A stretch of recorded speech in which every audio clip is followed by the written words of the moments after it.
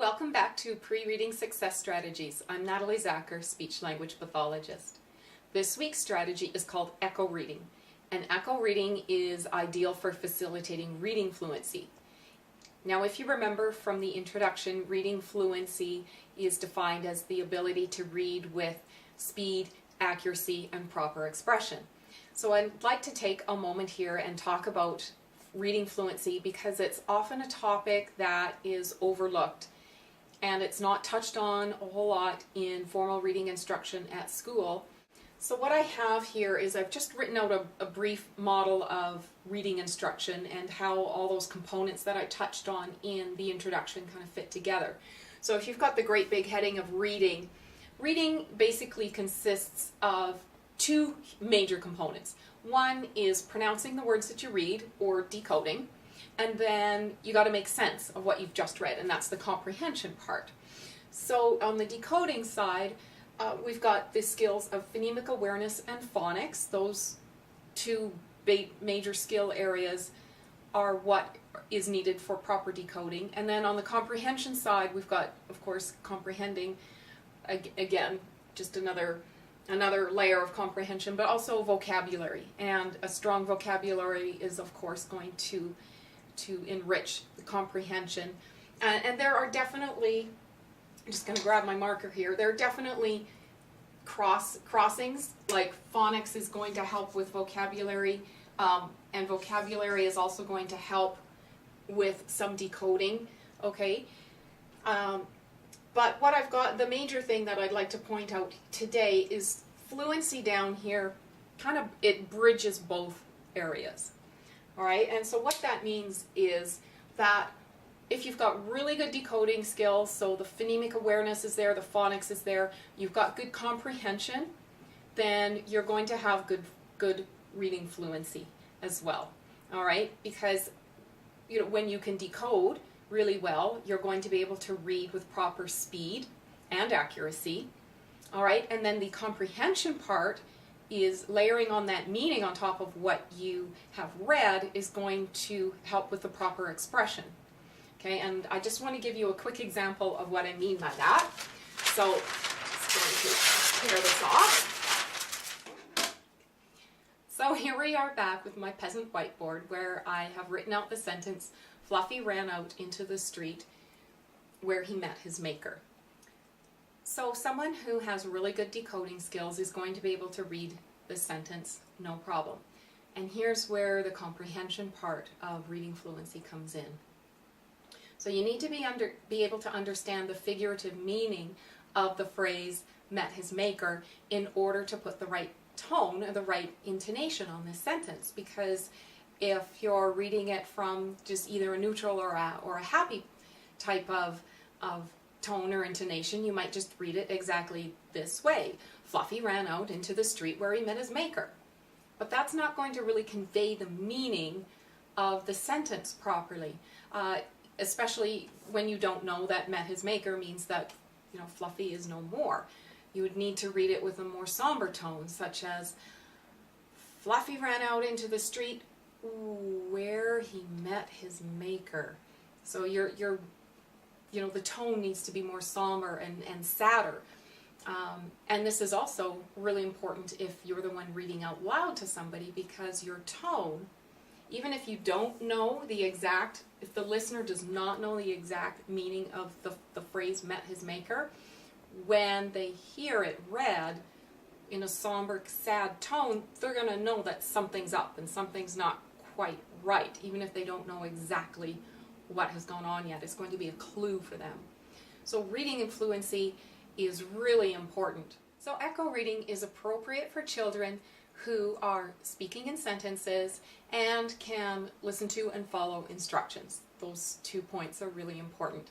And the type of book that you're going to want to use with this echo reading strategy is a book that has one sentence per page or short phrases, a series of short phrases, and you'll see why in a moment. The pictures need to be engaging but not too busy, and you want to make sure that the illustrations in the book closely reflect the text on the page. It's also important that your child be familiar with the story before you begin echo reading, so make sure it's a book that you've read together at least 4 or 5 times before trying echo reading with that story. So here is the procedure for echo reading. So when you introduce a concept, you're going to say, I'm going to read a little bit and then I'd like you to copy. So you can say, copy me, or say what I say. You're going to read a little bit of text, pause, and wait for them to respond. So if they respond, that's great. If they don't worry about it. They may not have kind of caught on yet, and it may take them a little while to warm to the concept of copying you. But you just kind of keep going. So you're going to read, pause for a response, and then move on. Okay.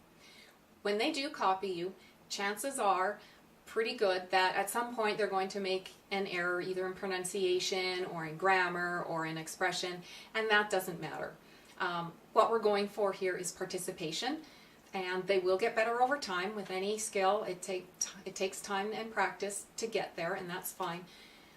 What we're going for here is participation, and we want to make sure that you are both enjoying this process. So if it takes a little while for them to warm to it, that's okay. And it may also take you a little bit of time to get used to the strategy as well, because like I said before, it isn't a natural strategy, even though it does work really well. So I'm going to demonstrate echo reading with a passage with my niece. And so just watch how I set up the interaction with her and set up the whole echo reading process. And then what we'll do is I'll come back and we'll talk a little bit more about some echo reading. Let's watch. Hey Tara, I'd like to try something a little different with our book today, with our reading. All right? It's something called echo reading. What's echo reading? Echo reading? Well, it's where I read some of the story and then you read it after me. So let's just try it with our book, My Sister is Driving Me Crazy. Okay? So I'll read a little bit and then you'll read. Okay, so copy me. My sister is driving me crazy. My sister is driving me crazy. Yeah. She's always borrowing my clothes. She's always borrowing my clothes. On Monday, she borrowed my black and white striped pants. On Monday, she borrowed my black and white striped pants. I found them under her bed. I found them under her bed. Yeah, there they are. There they are under her bed. Okay.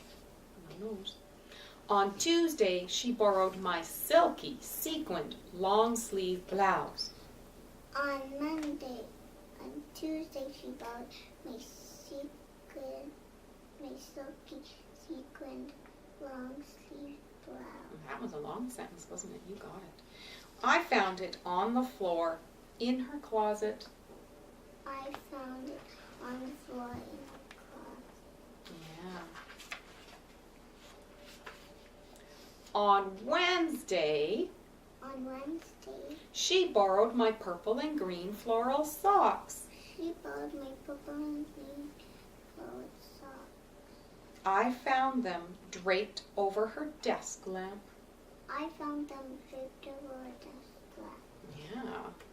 She's such a messy sister, isn't she? What a mess her room is. I can't believe it. Uh-huh. Just like that. On Thursday, she borrowed my yellow stretchy tank top. She borrowed, on Tuesday, she borrowed my yellow stretchy tank top. I found it. Flung over a picture frame.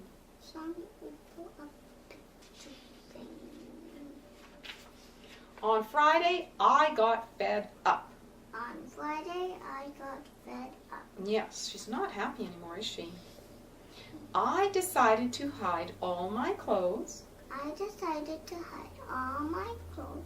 Where I knew she would never find them. Now let's see where she hid them. She hid them in the broom closet. where her sister will never find them. I wonder why she hid them in the broom closet. Because she never's tidy. She's never tidy, that's right. That's right. So she wouldn't go looking where all the cleaning supplies are, would she? She really fixed her sister, didn't she? You know what? You did really awesome with that echo reading. High five her. Excellente. Wait, I want to do it Again? Okay. Excellent. I hope you enjoyed that little demonstration with my niece.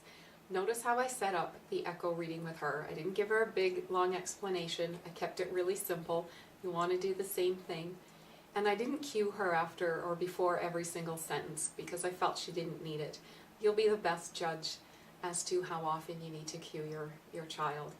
And like I said before, take your time with this. It's not a natural strategy, so it may take you both some time to get used to it, and that's okay. There was one sentence that I gave her that was a little bit too long for her, and she struggled a little bit. She did eventually get it, but because she struggled, what I did in sentences after that and in the rest of the book was I broke them up a little bit more in order to make each utterance that she was repeating back to me a bit shorter so she could handle it and she could be more successful. And you may find yourself doing that as well once you start getting into longer books or books with longer sentences. I do encourage you to start with shorter ones first until you get the hang of the method and your child catches on as well and it's more comfortable for them.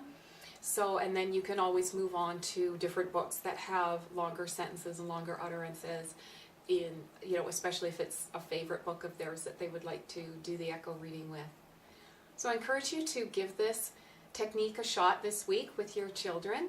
And please leave me a comment, let me know how it's going. And if you have any difficulties, please get a hold of me. I'm more than happy to help troubleshoot during the week. And I will see you again next session. Bye for now.